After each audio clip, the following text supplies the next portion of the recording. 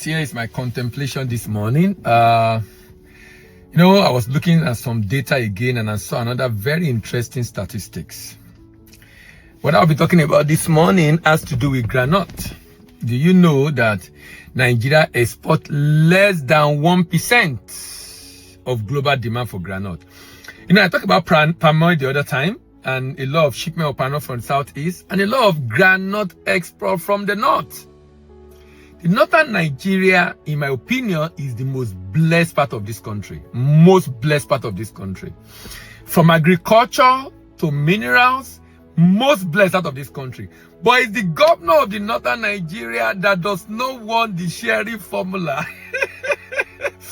That want a different sharing formula. Why? Because they have not harnessed the opportunity within that state. The states in the north. I serve in Jigawa State.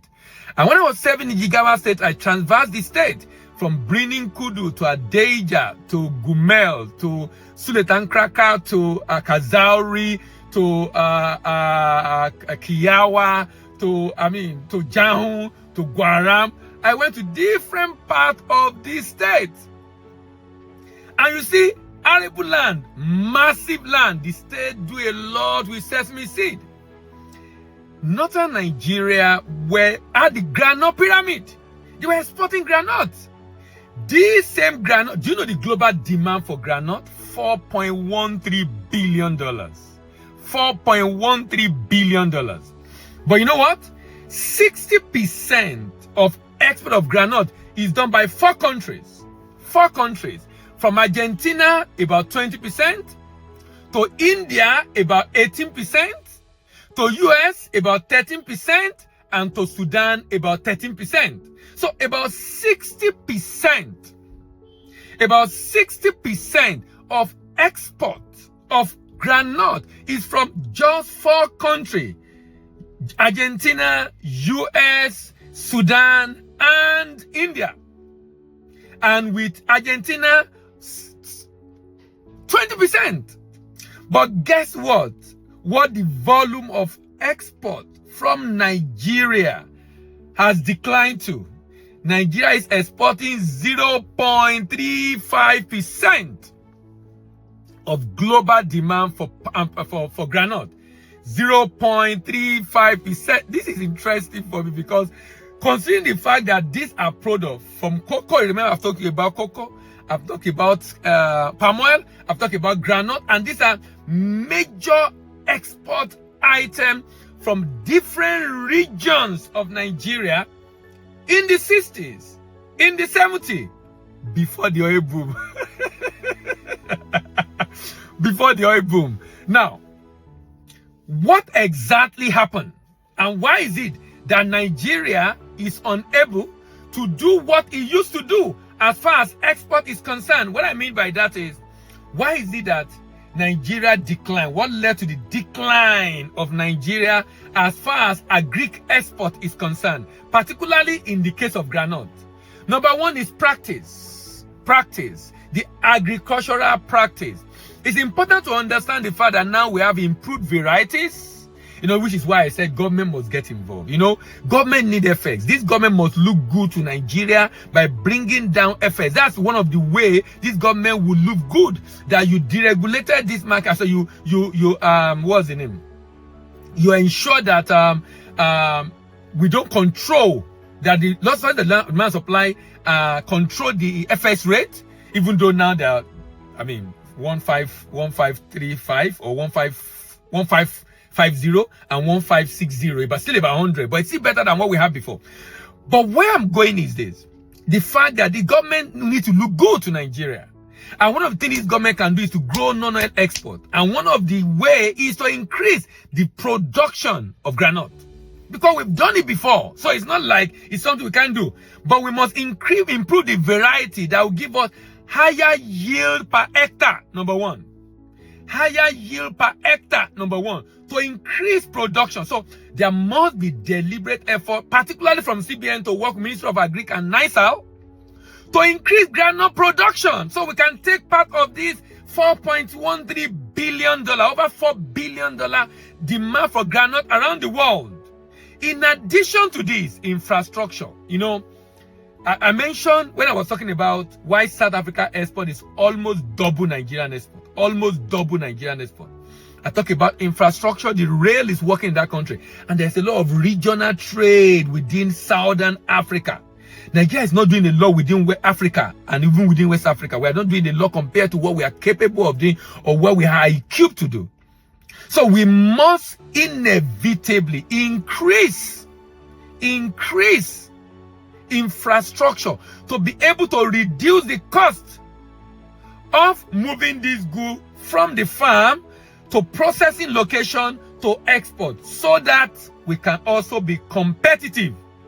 Now, one other issue bedeviling Nigerian groundnut is this issue of aflatoxin. Aflatoxin affects ginger, affects sesame, affects groundnut, it affects ogbono. Aflatoxin is as a result of mycoxin. When there is moisture, which is why it's good to dry this product on time, when the moisture level is high and mold growth, mycoxin, it releases aflatoxin. So you have aflatoxin. And aflatoxin has been implicated as one of the causative agents of cancer. So as we strive to grow the volume of export of groundnut, it's extremely important that in addition to growing that volume, we also inevitably must ensure post-harvest handling is done correctly to minimize the pesticide residue on the product, to minimize the aflatoxin on it, because we're able to dry it and store it in a way that post-harvest damages or post-harvest degeneration does not happen. Now, so what did this country do? US, I think about 13%, another 13% from Sudan, 20% from Argentina, and 18% from India. What have they done right? What have they done right? Improve agricultural techniques. But one thing I know US does a lot, US does not joke with, is market access, which is another thing Nigeria does not do well. Market access, market access, market access, market access.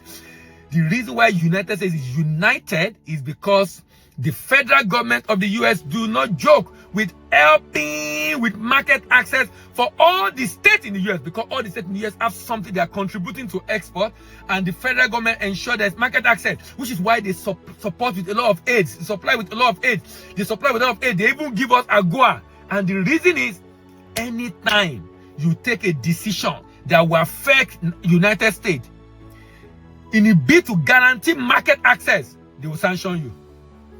They've done it to Rwanda, yank Rwanda off AGOA. I don't know if they are back now. When Rwanda said, we are not allowing import of okrika in our country. We want to produce our own food. We don't want to produce our own clothes and shoes. We don't want to import used clothes and shoes. And they were yanked off AGOA by because a number of people exporting that product, used clothes and shoes from the US, went to talk to the Department of Trade, and it affected Rwanda as far as AGOA is concerned, which is the unilateral law of US to support Sub-Saharan Africa to be able to ship to America duty-free over 5,000 different products to be shipped to America duty-free. But that will only be possible under AGOA, but they yank them off AGOA. So they guarantee them market access. So why is it that Nigeria contributes less than 1% of demand for groundnut, even though we used to export groundnut, and groundnut used to be one of the major exports of Nigeria? It is because we have changed our priorities. We have not set our priority right. Even currently, we still are not doing much in this regard. When I look at all the government policies and the direction we're going, there's nothing to show that, look, we really want to grow next. But now I was on a TV show recently, and they were asking the question, so what do you think the government should do? I said, in 1 year, we can grow, we can increase export volume. In 1 year, we can increase export volume by more than 10 billion by focusing on one commodity. Because the commodity is an arable commodity, and that's soybeans. Produced from different countries in Nigeria. Arable commodity, that's soybeans. Arable commodity, that's soybeans. soya beans alone. Why? Soya beans demand is about 100 billion. And we can do it like 2 or 3 times a year because it's an arable crop in which we can use irrigation. And we can do soya beans. And because of the demand, and China is a major buyer of soya beans. And the president can go to talk to Xi Jinping and say, look, we want to supply you soya beans. You need to buy from us. If you want to support us, don't just give us money, buy from us also. And have a deal. And then government work with farmer, produce massively and export and bring in the forest from China. Oh my God, this is my contemplation this morning. I believe someone will see this video. I will do something about green export in Nigeria. Thank you very much. See you in the next video and bye for now.